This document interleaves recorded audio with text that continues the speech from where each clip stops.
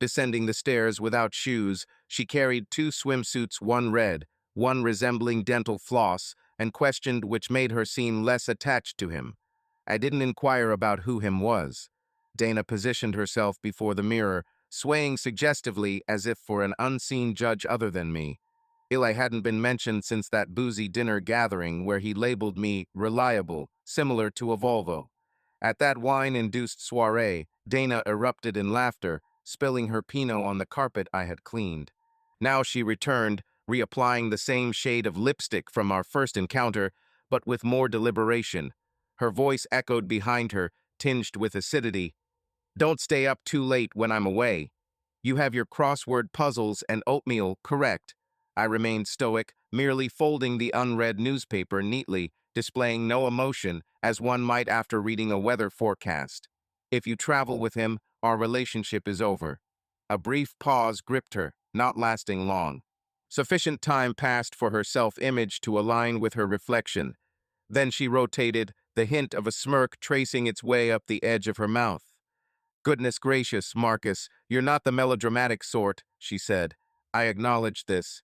Indeed. She likely didn't comprehend at that moment. Most likely, she perceived it as an idle threat from a man pinned against his own quietude. However, she overlooked one detail: my unwavering patience. Dana misunderstood my tranquility as frailty. She failed to grasp its true essence: restraint. She absently twirled her hair, a habit she adopted when attempting to disregard something without appearing overly concerned. "I require some respite. From everything. I need to inhale. I wouldn't want you to be the object of my resentment, now would I?" I scrutinized her for what seemed like years. Not the image she presented on Instagram. Not the woman I exchanged vows with. The genuine Dana, with her veins visible beneath the surface. A telltale twitch in her cheek when she was bluffing. Dear friends, if you enjoy this story, please like and subscribe to our channel. It will motivate us to make more videos like this for you. Her feigned light tone during their conversation hinted at delaying tactics. "You already harbor resentment towards me," I declared, "but that won't last after this." She chuckled, excessively loud. "Are you planning to divorce me because you're going on a beach trip with an old acquaintance?" I clarified. "No, I'm leaving. You can keep labeling it as friendship. However, don't expect me to continue regarding this as a marriage." She shook her head, reaching for her phone on the counter, presumably texting Eli, possibly sending a message like, "Guess what Grandpa just said." I didn't concern myself with that. No longer did I care.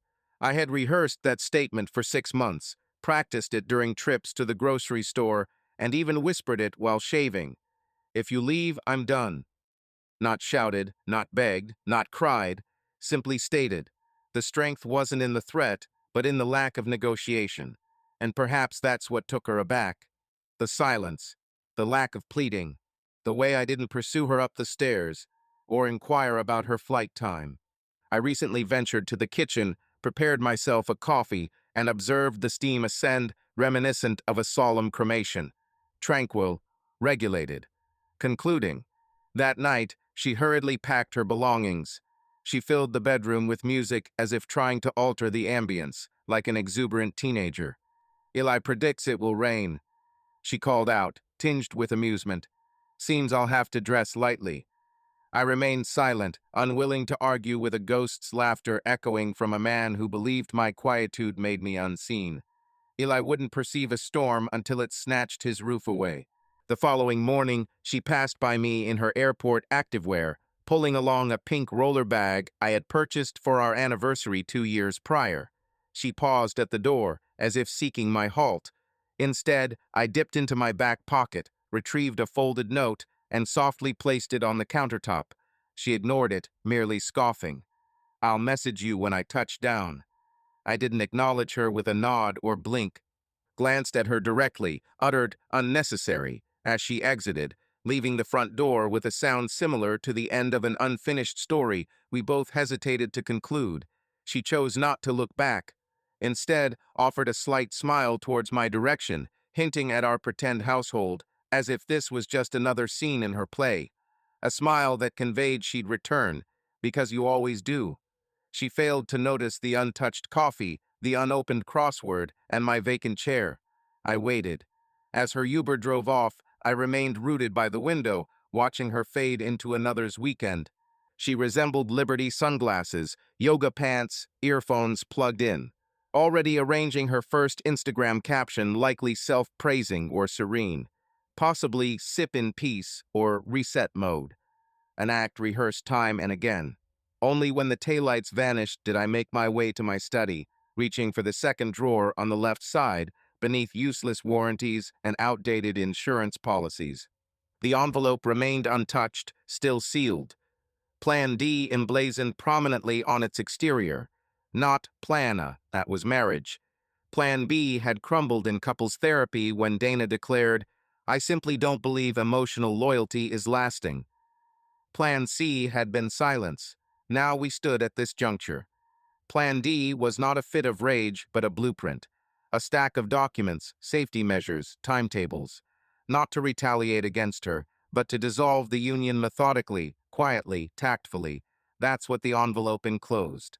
The complete restructuring of trust finalized months ago, yet unsigned. A swift transfer of title deed for the beach house, a topic she had never broached. A pre-signed lease agreement from a tenant I had scrutinized for over a year. A letter directed to Clark and his law offices, with only one line emphasized. Enact promptly. I removed it, flattened it on the desk, and gazed at my hands. Calm. No quiver. Not even a hint of agitation in my heart. Then I dialed the number. The first call went to Gregory Wynne. 6 rings. He responded in his customary terse manner, hinting at a current predicament involving either a legal battle or an emotional turmoil. The demeanor remained consistent. Proceed, I suggested. There was a moment of silence. Today, it seemed, she had taken flight. Click, that was the end of the call. No further explanation required. Over the past year, my retainer had been gradually draining my account, readying for this very phone conversation. No minutes billed for motivational speeches. The second call came in. It was Rachel, my niece and our most frequent visitor.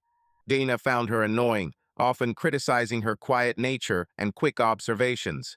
That was because Rachel had a knack for noticing subtle changes, like the shift in Dana's sleeping position when she stopped showing affection towards me, or the 6 new outfits Dana purchased following an encounter with Eli at that trivial art gala. "Is it time now?" Rachel inquired. I smiled. It was the first genuine one in weeks. "Yes, you can handle meeting Anna. She's on her way. He's exactly where you indicated, in the kitchen, standing by the stove." "All right, I'll stay until she's settled." We concluded our call. I turned back to the envelope, placed the package marked and prepaid for FedEx into the mail slot, exited without incident, merely handling business. In the process of sealing the package, I noticed a note on a post, it next to the refrigerator, from Dana: "Buy almond milk." Smiley face with a heart drawn meticulously as if it were part of an advertising campaign. I left the heart there, allowing it to remain as a relic, a reminder of a woman who believed I'd never move, never act, or leave. My actions were not dramatic, nor did I smash dishes or rummage through her phone at midnight. Yet, while Dana was enjoying drinks with Eli, allowing him to apply sunscreen on her back as if it held no significance, I was submitting the final documents of a life she no longer shared. She packed for the beach. I prepared her departure. No calls, no texts, no insincerity. Only messages checking in from Dana. Not even a selfie taken with a subtle hint of passive aggression to make it seem as if she were glowing without seeking validation. The message didn't originate from me, but rather from my sister. It was a text message, devoid of any greetings or emojis. Instead, it simply asked, "Are you all right?" Accompanying the inquiry was a photo. At first glance, the image depicted Dana wearing a neon bikini, holding a plastic pineapple cup, and posing half-turned towards the camera, her body angled towards someone not visible within the frame. Her stance suggested she was modeling for those who would eventually regret her.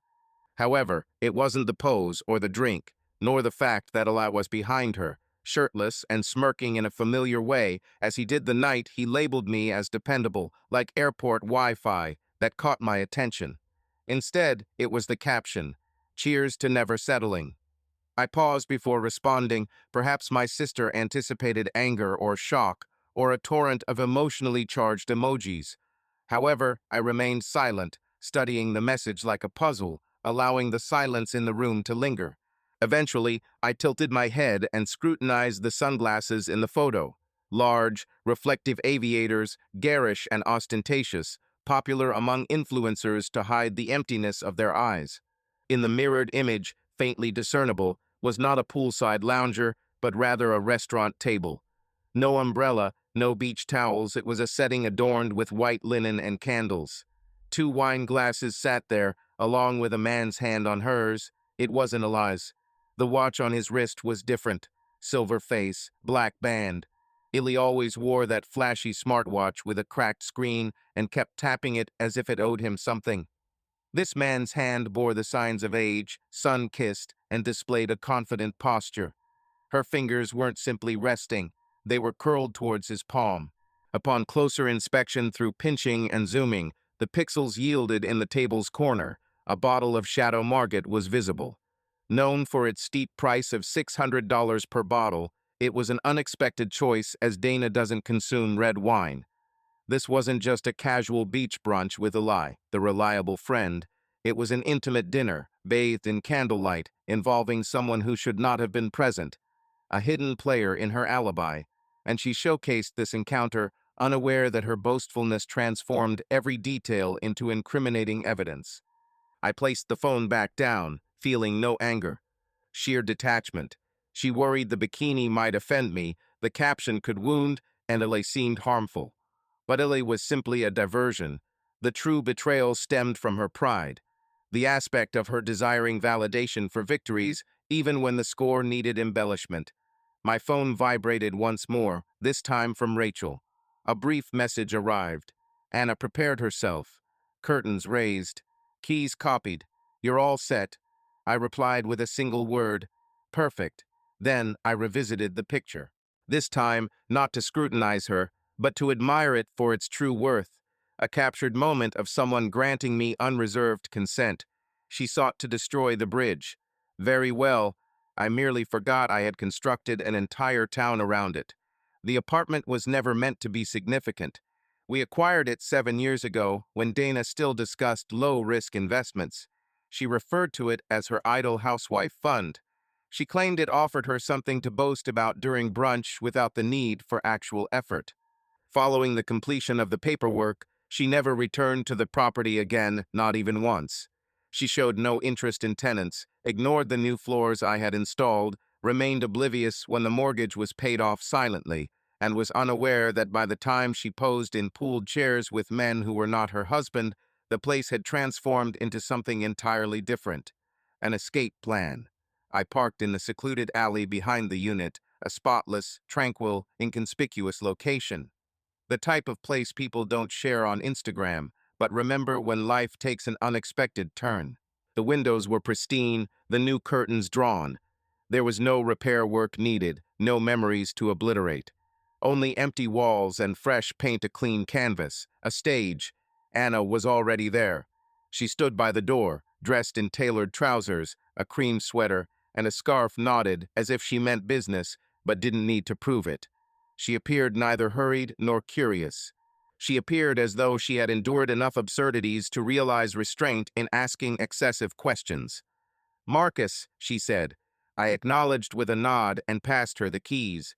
She neither dropped them nor feigned astonishment. Marcus placed them onto her ring, producing a soft clink, as if she had envisioned herself residing here countless times before.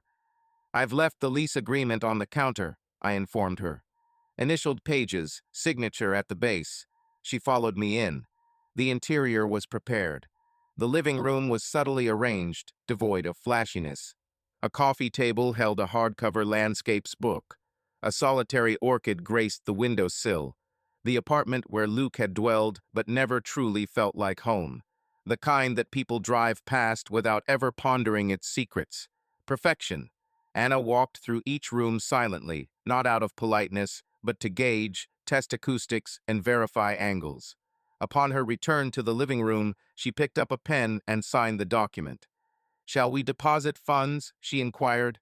"No, it's the rental token that's important here. The lease is binding," I said. She gave me a puzzled look, but didn't press further. That's why I chose her. Anna was discreet, had no criminal record or messy past, and no ties to Dana's world. A former real estate executive who left her firm upon its public offering, choosing retirement instead. Widowed, childless. She prefers quiet things. Before she left, she said, "It's yours now. Just don't connect me to this." She gave a cool, neutral smile in response. "As silent as Sunday," she said. The door closed softly without a click or drama.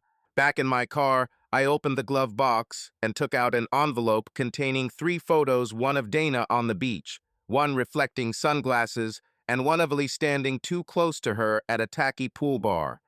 None were angry or overtly sexual, just careless. I positioned the envelope in the console of the center car, not for proof, more as a prompt to ensure that this wasn't retaliation, but realignment. Dana had selected the stage. I merely ensured the spectators witnessed the appropriate performance. Anna served as the initial signal. The instant her plane touched ground, Dana's fingers were already typing. Landed. Fancy a meal, accompanied by an emoji of sunglasses and a wink, her typical combination of feigned calmness and excitement. She likely assumed I would succumb immediately upon her arrival, like I had been nervously pacing the living room in my bathrobe and slippers, murmuring her name into an empty wine glass. She waited for 5 minutes, then 10. Still no response. Attempted to call. Directed straight to voicemail. Her lips slightly curled. "He's sulking," she murmured, already scanning Instagram for a diversion. Perhaps she believed I would arrive to collect her, that I would be present at her rivals with a conciliatory smile, prepared to suggest, "Let's discuss this like adults." This is how she transformed our disagreements. Initially, it seemed as though our issues were merely misconceptions that escalated emotionally. However, reality didn't strike her until she hopped into a rideshare with her bulky pink suitcase. Even when she passed our favorite bookstore or turned onto our street, the truth didn't become clear. It wasn't until the key wouldn't turn in the lock that it dawned on her. She wiggled the key twice, then shoved harder as if the house were playing a trick. The door wouldn't move. Her expression twisted, not with fear but annoyance at first. Not yet. Stepping back, she punched numbers into the garage keypad, Zo983. But the familiar tone signaled denial again and again. She glared at the keypad as if it owed her an explanation. Dana rummaged through her purse, retrieved her phone, and dialed me again. Straight to voicemail. "Marcus, seriously?" she complained into the void, pacing in front of her own house like a stranger. "This isn't funny." She redialed, but still nothing. For half a quarter hour, she ambled around the front veranda, as if in denial, inspecting mats, rapping on windows, scrutinizing as if to spot a better version of herself in her reflection. Her irritation evolved into quiet apprehension, but it remained concealed under an air of self-importance.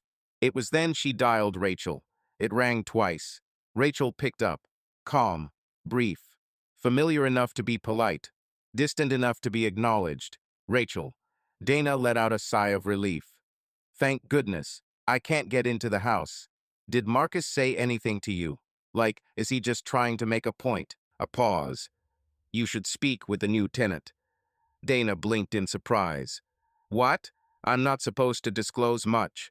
But if you want to enter that house, you'll need her consent." Dana scoffed. "WH her? Who on earth is she?" Another pause. "You'll see." Click. The silence that followed wasn't merely quiet. It was deafening in its absence. Dana stared at the phone as if it had misled her. The front garden, the shutters, the porch swing, everything remained unchanged. Underneath, something had changed. An unacknowledged layer had vanished, leaving a chill in its wake. Peering through the living room window, she saw new curtains, not the beige linens she picked during her modern farmhouse phase, but heavier, ivory ones, neatly pressed, elegant, nothing Dana would have chosen. This revelation alone spoke volumes. The doorbell, once familiar, now felt alien, like pressing it at someone else's house. So she did twice, then thrice. Waiting, there were no footsteps, no creak on the floorboards, just a momentary stir behind the curtain, a shadow, a shape, a presence. She instinctively stepped back. Her stomach somersaulted. For the first time since that bikini photo, Dana acknowledged she had breached, not just a boundary, but been expunged from it. Pretending all was well, she went to her sister's place instead. She stated, "I believe Marcus altered the locks to teach me a lesson," as she tossed her designer bag by the entrance, similar to a college student returning home. "His behavior is childish. Overcompensation at its finest. He'll calm down." Her sister Mia remained silent, simply giving her a pile of delivered mail instead. Dana casually sifted through it, treating it like trash. It contained department store catalogs, credit card offers, and one thick envelope labeled private and confidential that caught her attention. The return address read Clark and Wynn Law Offices. Her fingers paused. It wasn't fear yet. A hint of curiosity mixed with something more fragile took hold. Marcus rarely used lawyers. He considered legal action a sign of poor planning. And Clark and Wynn, those were the offices he had mentioned during estate documentation. The only reason she remembered it was because she jokingly thought it sounded like an expensive watch brand. She sat on the couch, opened it, revealing a 5-page letter written on heavy paper. Regarding the termination of the lease for 42 Wisteria Lane as a result of restructuring in the Locke Family Property Trust, you are informed that all properties and rights associated with it will be exclusively owned by Marcus J. Locke, per the initial trust's non-marital status clause. This change was effective a week before your trip, as shown on the fully executed property transfer deed, not pending or proposed. Your thoughts suddenly outpaced your ego as you processed this information. Third page. Detailed list of items presumed to be hers, including the house, an additional apartment, joint bank account. Redistributed. A clause from their postnuptial agreement, signed years ago hastily and without thorough review, allowed for such changes due to evidence of extramarital involvement, breach of trust, or absence longer than 48 hours without notification. Clause 7b. The trustee is permitted to reorganize assets upon discovery of infidelity, violation of trust, or prolonged absence exceeding 48 hours without prior warning. She discarded the document as if it had scorched her. Absence. 48 hours. She'd been away for 6 days. Her phone was in her hand before she realized whom she intended to call. Marcus didn't answer, Rachel remained silent, and her sister feigned folding laundry in another room. Dana could sense the disapproval resonating through the walls. She returned to her own Instagram post. The bikini one. The caption. To not succumbing to resignation. However, the sentiment now seemed shrouded in a cryptic farewell. The room swayed subtly. Dana rose hastily and leaned on the couch's edge for support. Her heart raced, not from anger or deception, but from an unsettling reality. She hadn't been victimized. She had been usurped. It was neither melodramatic nor chaotic. Instead, it was methodical, almost clinical. Dana didn't plot the journey. It wasn't calculated. It wasn't even rational. She merely needed to confirm something, anything, a flaw in his meticulous plan. She sought evidence that this wasn't a truth, that this was fleeting, that he was bluffing more intensely than she had been. The street remained unchanged, disturbingly so. Cars belonging to the neighbors still lined the sidewalk. The old oak continued to scatter leaves across their driveway as if it were perpetuating an annual joke they never found amusing. Even the porch lights on the McCullen house flickered intermittently. Dana thought that would be reassuring, but it wasn't. She seemed to have been left behind by time. She parked several houses away, not from fear, but from embarrassment, a reflex she didn't wish to acknowledge. It wasn't returning home, it was approaching an unknown entity, like a visitor, or perhaps an outsider. From the car, she scrutinized the house for a whole minute. Then she noticed it. A subtle motion, minimal, virtually imperceptible. The front window curtain flickered, not pulled down, not flung open, but simply tilted, sufficient to indicate someone was watching, assessing, deciding, and then she saw her. The face, mid-50s, composed, wearing a blouse that was neither colorful nor flashy, yet exuding an elegance that Dana used to feign, but never quite mastered. The sight struck her like a blow. Dana wrenched open the car door with excessive force, striding towards the front porch as though it owed her something. Her heels clicked rhythmically like reproaches. Panting rapidly, Dana prepared a stern response to regain control of the situation as she approached the door, her hand clenched into a fist. Before she could touch it, the door opened. Standing there was Anna, calm and collected, not appearing smug or apologetic, simply present, as if she had lived there for years instead of just 3 days. "May I assist you?" she inquired, her voice polite, professional, and lethal with a hint of curiosity. Dana's script vanished. "This is my house," she declared, but Anna merely tilted her head slightly, observing a stranger. Then she smiled, a genuine smile, devoid of venom or sarcasm, simply precise. Dumbstruck, Dana opened her mouth, but no words emerged. She scanned past Anna, searching for something familiar, only to find the hallway rug and coat rack missing, as was the mirror she had bought from an expensive Denver boutique. In its place was a large canvas print of a tranquil mountain lake, still, neutral, Anna's domain. Anna remained unmoved, not inviting Dana in. She simply stood there. Dana attempted again, calling out, "Marcus." He remained silent, unable to respond. Anna gave a solitary nod. Everything was organized, legally binding. "I have the lease," she said. "Would you like to see it?" A hint of a smile appeared on Dana's lips. "I don't require proof." Anna nonchalantly dismissed it. "Your wish," she replied. And just like that, she closed the door softly, without drama or force. It was as if she were sealing off the past. Dana stood there, fist clenched, eyes ablaze, face flushed. She wasn't simply locked out. She was supplanted by someone who didn't even try. No infidelity, no turmoil, no dramatic twist in a daytime soap opera. Just elimination. Quiet, polite, complete. Dana chose the restaurant deliberately. Not one of the trendy downtown rooftop establishments with cocktails for social media and velvet booths. Instead, it was calculated nostalgia, a quiet Italian place that we used to visit when things felt secure. White tablecloths, heavy silverware, real candles glowed. The kind of place that hinted at reconciliation. She reserved a table for 6, including his sister and Rachel. She hoped it would convey, "I'm still your wife. She continues to bear our shared surname," as if reserving a table and overpriced red sauce could mend what she destroyed with a bikini picture and a caption about never settling. Yet, she prepared herself as if she was competing for something.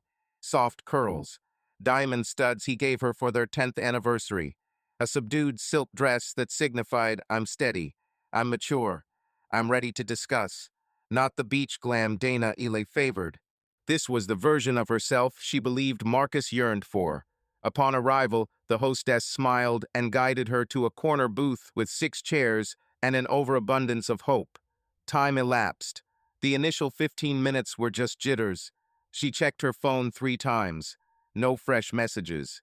She even messaged Rachel. Running late. No response. At the 30-minute mark, she attempted Marcus. Once more, straight to voicemail. The server hovered, sympathy evident in his stance. "Shall I bring you a drink?" Dana declined, suppressing the embarrassment. She was merely waiting for a few moments more. He acknowledged and vanished.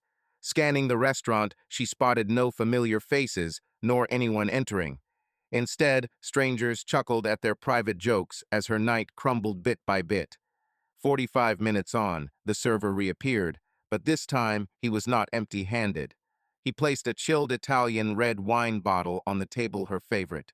A bottle she and Marcus once shared after heated disputes when they both decided to cease talking and simply sip until silence transformed into forgiveness. Dana's eyes flickered. "I didn't ask for this." The server offered a courteous smile and handed over a small cream-colored envelope. It was made of quality paper, folded neatly, a classy touch. She hesitated, her finger quivering more than she desired, before opening it. Inside was the message, "Congratulations on starting anew." A previous tenant had left it. Her breath hitched. The label on the wine bottle, A vintage from the year they purchased their house caught his gaze. A bottle Marcus had spent months searching for, commenting then, "If we're to grow old together, might as well drink something that's acquainted." Dana scrutinized it as if it radiated danger. The waiter, still hovering nearby, remarked, "It arrived earlier today with instructions to be served an hour later. You may keep the table for as long as you wish." She nodded, her throat parched. "Thank you." As she retreated, the neighboring couple whispered. Dana was aware they recognized her. The dress, the quiet, the vacant chairs, everything echoed too loudly. For another 10 minutes, Dana remained seated. Neither Marcus nor Rachel appeared, not even Mia. She poured herself a glass of the wine. It tasted like ashes, not because it was poor quality, but because it had been selected without her input.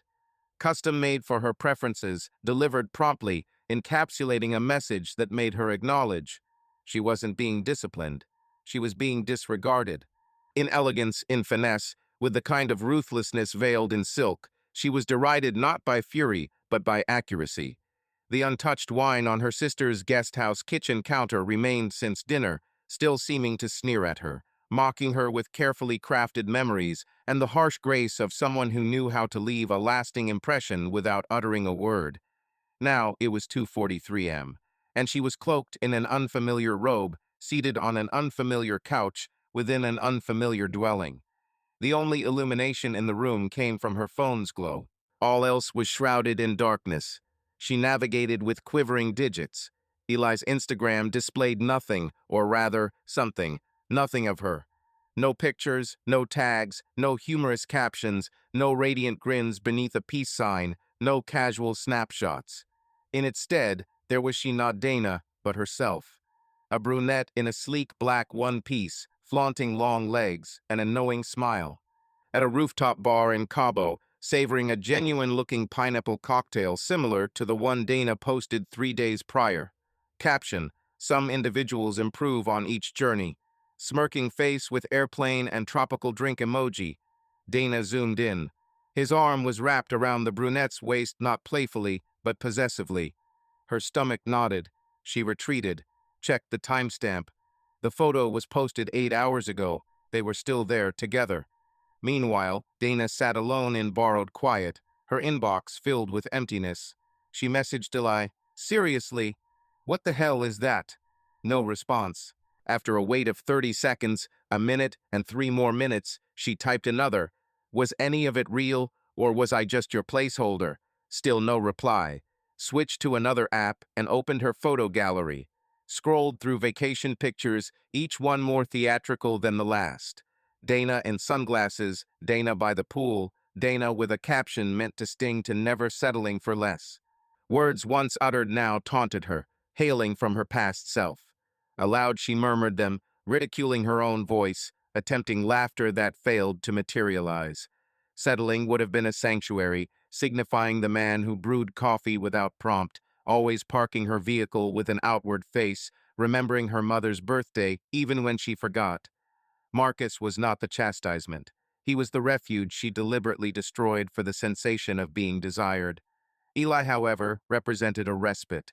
She tapped back to the wine picture, the envelope, the congratulations on rebirth. A former tenant, Dana failed to perceive the chill in those words until now, not due to cruelty, but due to their clarity, their finality. Her gaze swept around the room. Empty of framed photographs, flowers, or warmth, her sister's space was impersonal, designed for transient items. And Dana had become an overnight visitor in each chapter of her own story.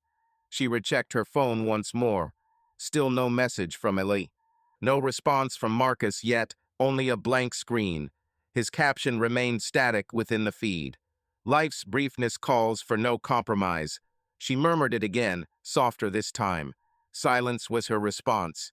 Forgetting echoes louder than anything else. The air felt dense that morning, not due to weather or season, but from the weight of an irrevocable decision about to take form. Dana hadn't eaten, nor bathed. She merely donned jeans and a sweater as protective garb, keys in hand before her sister stirred awake. The journey was sluggish, not because of traffic, but each turn felt like a countdown. This wasn't a disagreement. It was an examination. She parked at a distance this time, no need for noticeable presence. Her usual ritual would have seen her in heels and sunglasses, attempting to control the situation before it began. But today she sought answers only. The individual who Dana once perceived as the embodiment of compromise had transformed into an unexpected figure, a phantom rider of her eviction. The gate stood open. Her garden, her cherished oasis, radiated an unforced beauty that surpassed any nurturing she had provided. Neatly trimmed hedges and flowers unfamiliar to Dana bloomed in harmony, a subtle charm emanating from the scene rather than seeking recognition. There, on bended knee beside a flower bed, Anna was engrossed in her work, her gloves smeared with soil, the straw strategically positioned. Marcus, standing by her side, held a watering can as if it were an extension of himself. They didn't interact physically nor cast glances at each other, yet there was a synchronization that had been absent between them for years. No pretense, only tranquility. Anna giggled at something Marcus said, a genuine, hearty, and self-assured laugh. A sound Dana hadn't heard in months. As Dana approached, her voice faltered before reaching them. "Did you move her in?" Marcus raised his gaze. His countenance was serene, echoing the tranquility he exhibited when examining invoices or setting thermostats. It wasn't frigid nor compassionate, simply matter of fact. She had signed the lease, he informed her. A brief pause ensued. The manner in which she vacated her space in his life mirrored this act. Dana's legs weakened. "Was it you who orchestrated this?" Another moment of quiet, a breath drawn, an unsharp gaze exchanged. Simply conclusive. "No," he stated, instead returning to the garden. "I had prepared." 3 simple words, and just like that, the house, life, and years all collapsed. Not in flames, not in fury, in distance. Anna stood up, brushing off her gloves. She looked at Dana not with compassion, but with control. She was aware of the past, the pain, the lingering ghost of marriage between them. Yet she did not recoil, nor retreat. She had already been chosen through silence, through design. Dana yearned to shout, to weep, to utter something bitter and poignant. But all that escaped her was a feeble, pitiful whisper. "She's dull." Marcus didn't even glance up. "You said that before," he retorted. "Precisely when I discovered the mundane remains." He then turned partially, only enough to meet her gaze. No anger, no remorse. He declared his action, and with that, he retraced his steps towards the garden, towards the woman who once ridiculed him, now extracting weeds from the earth of a life Dana had neglected. Standing there, Dana felt smaller by the second, in a dwelling that no longer acknowledged her existence. Not misplaced, obliterated.